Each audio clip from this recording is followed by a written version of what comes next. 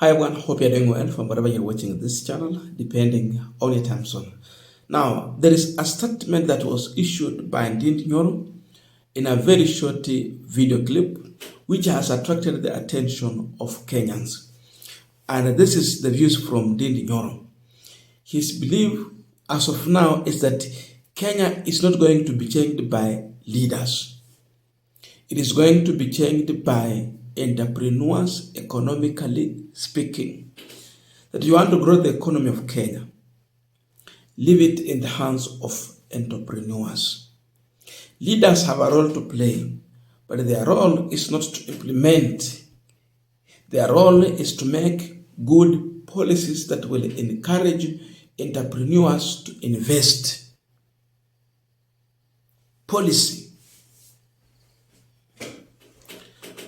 Again, he has talked about the leaders, and his position is that the end goal of a leader should never be a focus so much on winning election. The focus should be on implementing the plan. Because anyone can win an election. The question is, what next after winning an election?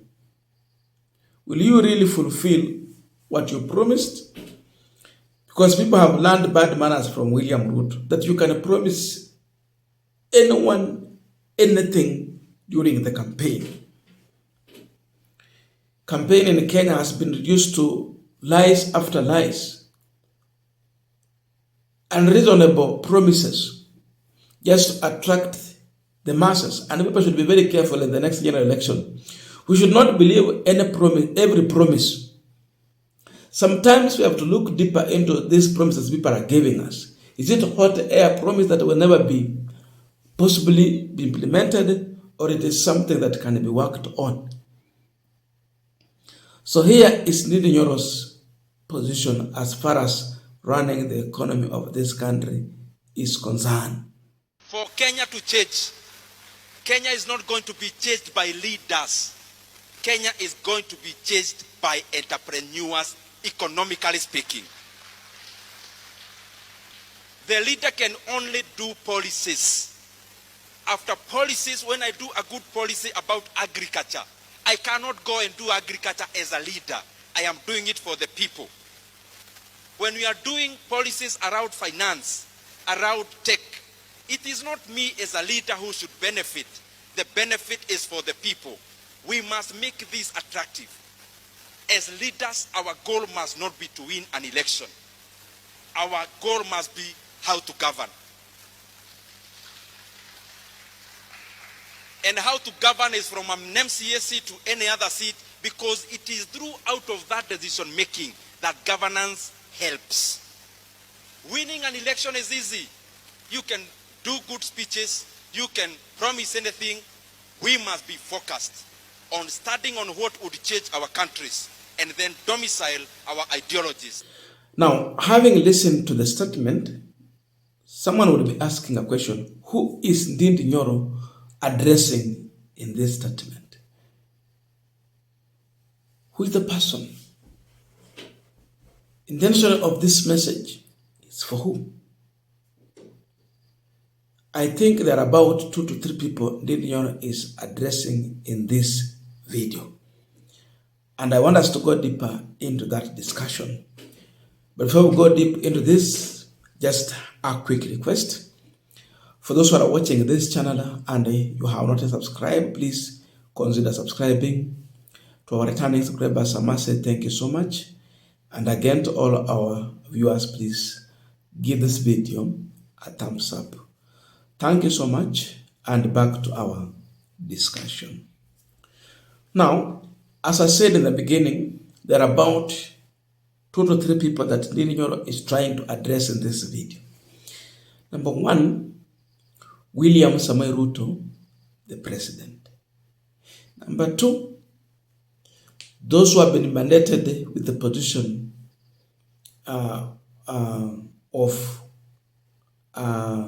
legislation, members of parliament, either in the Senate or National Assembly. And number 3, Ndindi Nyoro is addressing you and me. So first of all, President William Samoei Ruto, the man who is now governing this country, according to Ndindi Nyoro, he said that as leaders, our goal must not be on how to win an election. It must be on how to govern. If you look at William Ruto, his end goal is more of how to win an election. Because right now, the president should be in the State House or at Harambee building, doing his job, governance. Instead, where is William Ruto? From the first year he was elected, when he assumed office, Ruto went back to the campaign in what it is referring to as development tours of various regions and counties. Every time he is on rooftop of the vehicle, campaign. Because when you go back to the mode of giving promise after promise, it means you are taking us back into campaign mode. That's where we are. So with that, even we've heard William Ruto talking about his opponent preparing, should prepare because he's prepared to win this election again. He's talking about campaign. So his end goal is on how to win an election, but not how to govern. Otherwise, if it was on governance, Ruto will be just busy like Kibaki or Uhuru Kenyatta, doing the implementation of his plan that he gave during the campaign. So this was just meant for William Samoei Ruto. His end goal should not be winning an election. And therefore, this one is to tell you that Ruto is not worthy, is not a worthy leader, because his focus is more of winning election. That is what Ndindi Nyoro is communicating to us. Ruto is not worthy. Mpango mzima ambaye ako nao ni wa kushinda kura. Secondly, the issue that Ndindi Nyoro has talked about duties and responsibilities of a leader. Make good policies. Now, who is supposed to make the good policies? These are members of parliament. Sometime the policies will be suggested in the cabinet meeting where Ruto is chairing. What kind of policies normally come from the cabinet that they will push through the majority leader in the National Assembly for such bills to pass? I want to tell you something here. Ruto himself has captured the cabinet. The policy that comes there, even when they are bad, he will push through. They will come to the to the parliament. Again, the parliament is under capture. For example, the 2024 finance bill, 2025 finance bill, how did it go through? We had Gen Zs protesting about the finance bill. There were bad policies there. But members of parliament did not listen to Gen Zs. They went on to pass the finance bill. That shows that the parliament is under capture. It has failed Kenya. That's another message Ndindi Nyoro is communicating here. Where were they to make good policies that will provide a friendly, enabling environment for entrepreneurs to be attracted to invest, to spur economic growth in this country? Most of their policies are so dangerous. It is even encouraging entrepreneurs to relocate from this country and invest their business elsewhere. Just go and check from the time Ruto took over power, how many entrepreneurs have come to this country and how many have left to invest elsewhere. How many businesses have closed and how many Kenyans have lost their jobs. policy. These people are not willing to follow the law.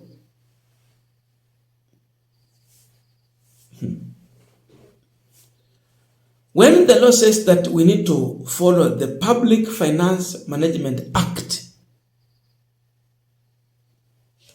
which defines the need to borrow for development, there is the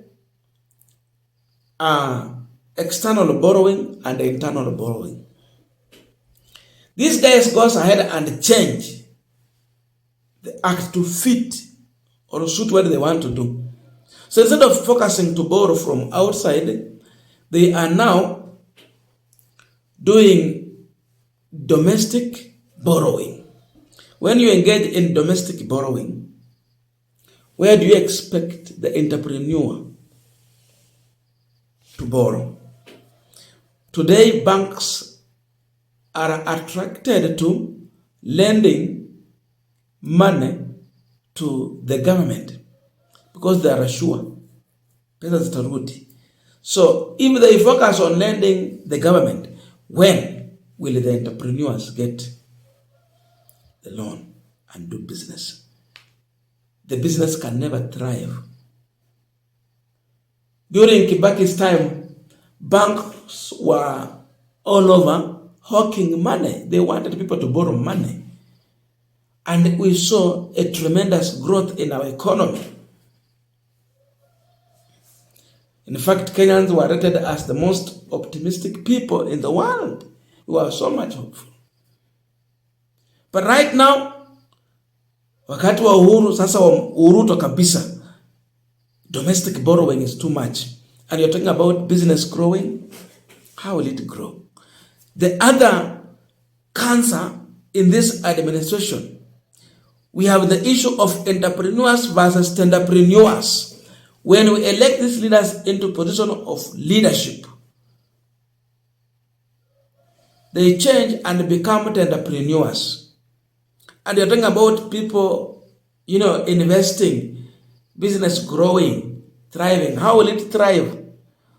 And in fact, when they engage in these tenderpreneurs issues, they don't pay taxes because they are in government.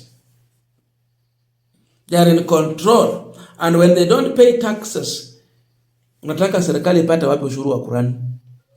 Ndio unaona wanaanza kuweka ushuru na kuja juu. Alafu hakuna watu wanavunjwa, biashara zinaharibika. Then at the end of the day, serikali na nchi yake inakuwa maskini. So Ndindi Nyoro has addressed members of parliament, has addressed you and me. Lazima tujue viongozi ambao tunawachagua pia. And the message is here to William Ruto. He has messed the country. I don't know your views, but let us put in the comment section to continue with our discussion. Thank you so much, and see you in our next video.